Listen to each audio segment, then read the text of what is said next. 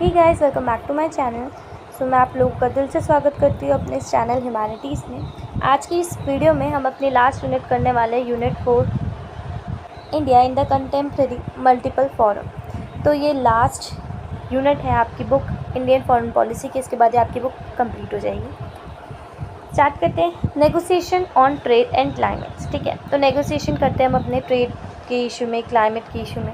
India की जो population है वो 1.4 बिलियन है पॉपुलेशन। इकोनॉमिक ग्रोथ की बात करें तो हम धीरे धीरे अपनी ग्रोथ कर रहे हैं। अचीव करने के लिए हमारी $4 ट्रिलियन एट्रैक्टिव डेस्टिनेशन है।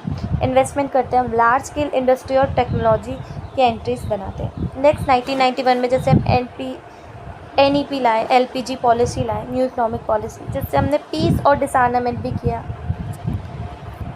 LPG में क्या था? लिबरलाइजेशन, प्राइवेटाइजेशन और ग्लोबलाइजेशन। जैसे लाइसेंस को अबॉलिश कर दिया था और प्राइवेट सेक्टर का रोल बढ़ा दिया था, और हमने ट्रेड वगैरह करना स्टार्ट कर दिया था। बाहर की कंट्रीज़ को मौका देते थे कि वो हमारे कंट्री में आके अपनी एम्बेसीज खोलें। नेक्स्ट इंडियाज़ ग्लोबल ट्रेड की बात करते हैं। LPG रिफॉर्म जो था वो ट्रेड यार्ड के लिए था, स्टिक था गवर्नमेंट के लिए, लिबरलाइज था मार्केट के लिए। एशियन इंडिया में देखोगे तो जैसे एम्पायर थे आपके मौर्यंस, चोलास, गुप्तास, पांड्यास, तो यहाँ पे कमर्शियल एक्टिविटीज़ चलती थी। इनका जो सी रूट होता था, सी रूट बनता था with east and Asian country state के लिए, जैसे इंडोनेशिया, मलेशिया, म्यांमार और kingdom, Nepal, Afghanistan, Ceylon. India depends होती थी बायलेटरल ट्रेड में, यानी कि इम्पोर्ट और एक्सपोर्ट दोनों। सिंस इंडिपेंडेंस हमने इस्टेब्लिश किया individual trade link with Nepal, Sri Lanka, Bhutan, Bangladesh, और ओपन किया न्यू अपॉर्चुनिटीज़ ट्रेड में। PM नरसिम्हा राव ने अनाउंस किया लुक ईस्ट पॉलिसी इन 1992 में। इंडिया और EU में फ्री ट्रेड नहीं चलता। फाइनेंशियली क्राइसिस होता है हमारे 2008 में। 21st सेंचुरी में हमने स्टेप लेते हैं इकोनॉमिक रिफॉर्म्स का, जहाँ पे हमने ओपन किया इन्वेस्टमेंट को, पॉलिटिकल स्टेबिलिटी बनाई, फॉरेन एक्सचेंज रिजर्व्स। इंडिया का एक्सपोर्ट हमारा 17% है और 19% हमारा इम्पोर्ट है। कोविड पेंडेमिक आया जिससे हमारी जो GDP थी वो नेगेटिव में चली गई। जितनी हमने 25 ईयर्स में बढ़ाई थी उतनी ही कोविड ने आके हमारी नेगेटिव में कर दी।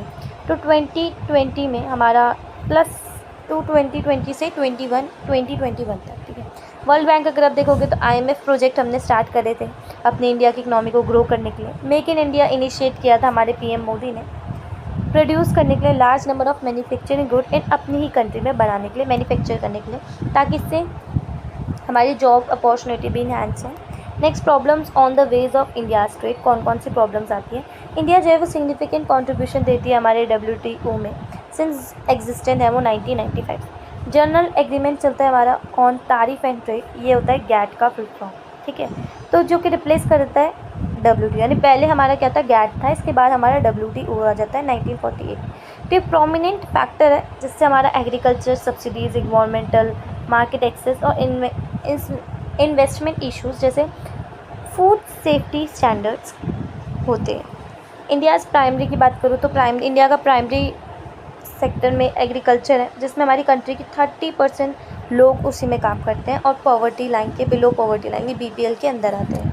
रिस्पॉन्सिबिलिटी, ये रिस्पॉन्सिबिलिटी बनती है गवर्नमेंट की इम्प्रूव करने के लिए हमारे लाइफ स्टैंडर्ड को। साक 1985 में हुआ था due to non cooperation in economic sphere personal liability. साक यानी कि South Asian Association of Regional Cooperation, यानी कि कॉपरेट करने के लिए जितने भी हमारे राइवलरीज वगैरह होती है उनको नेगोशिएट करने के लिए।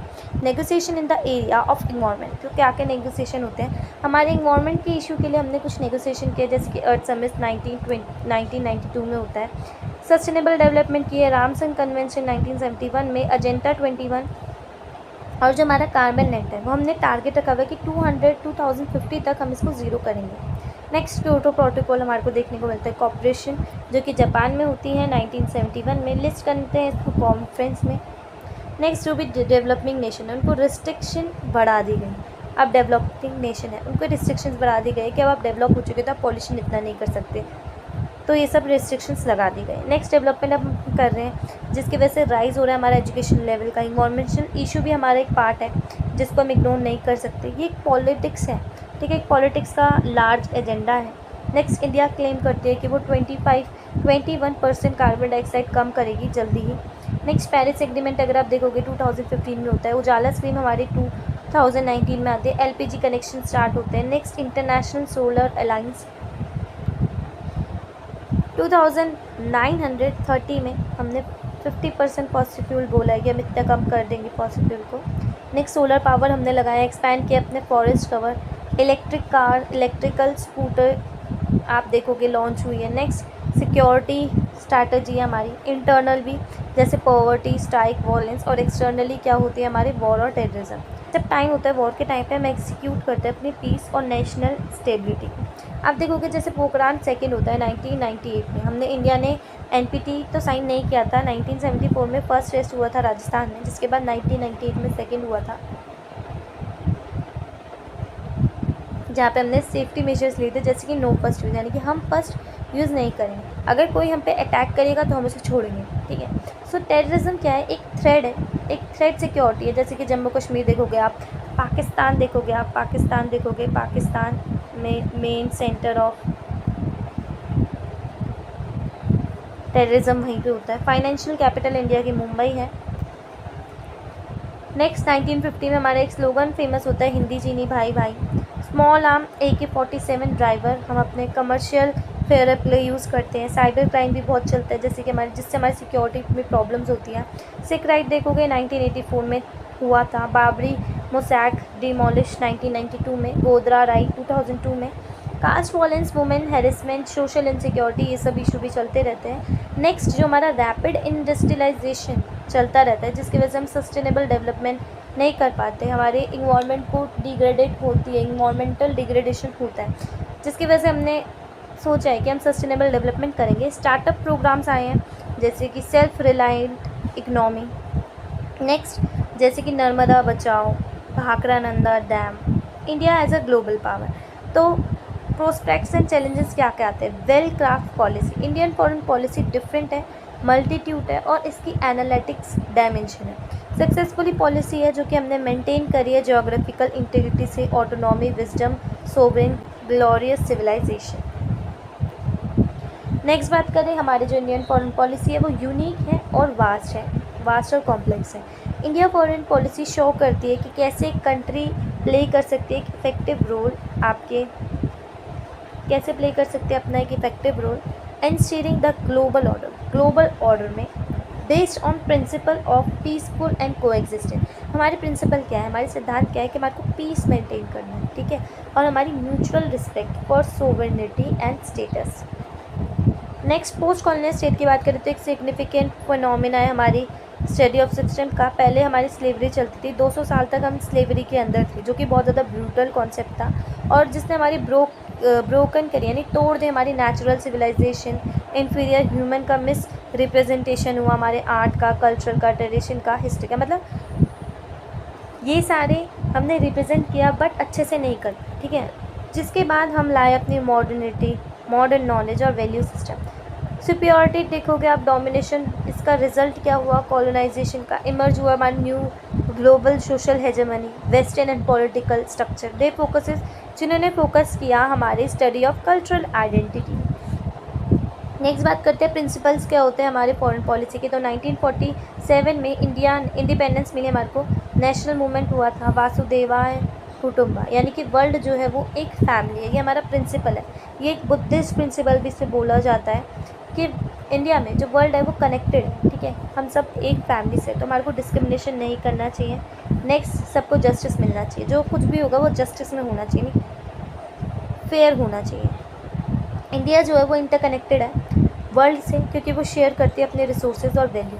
नेक्स्ट पंचामृत की बात कही गई है। 5 principles of Indian foreign policy कौन कौन से हैं, जैसे कि म्यूचुअल बेनिफिट हो रहा है तो दोनों पार्टी को होना चाहिए। नेक्स्ट सोवरेनिटी, थर्ड आता है हमारा नॉन इंटरफेरेंस, फोर्थ आता है हमारा पीस, और फिफ्थ आता है नॉन एग्रेशन। नेक्स्ट अगर आप देखोगे तो मत से आना अभी ख़त्म हो चुका है, और हमने स्टार्ट किया धर्म युद्ध।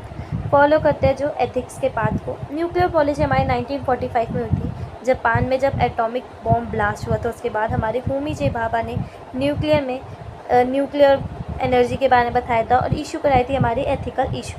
Next department of atomic energy change किया due to geo political needs के अकॉर्डिंग, जब हमारा चाइना ने अटैक कर दिया था 1962 में।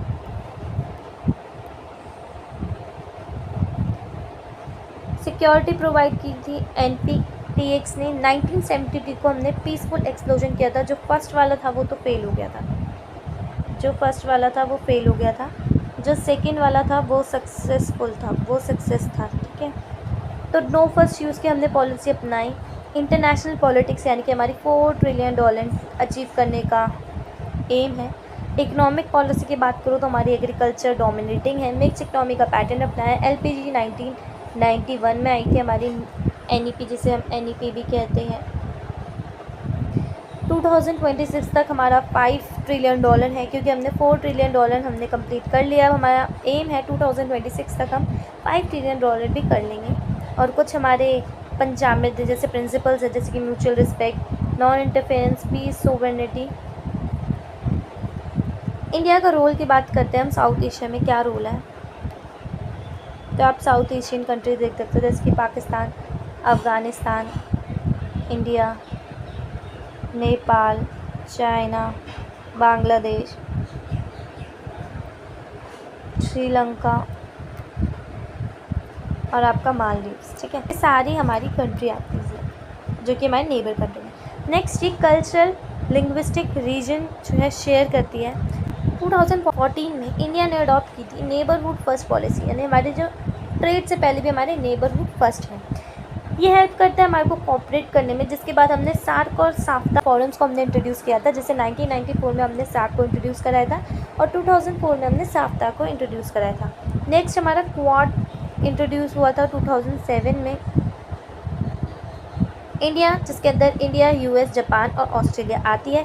ये क्वाड्रिलेटरल सिक्योरिटी डायलॉग है जो कि सिक्योरिटी, पीस, नेगोशिएशन को मेंटेन करता है। तो यहीं पे आपकी यूनिट कंप्लीट होती है। यूनिट के साथ साथ आपका चैप्टर भी कंप्लीट होता है पूरा। अगर आपको इस चैप्टर के नोट्स चाहिए तो आप मेरा टेलीग्राम लिंक डाउनलोड कर सकते हो। Thank you so much, bye.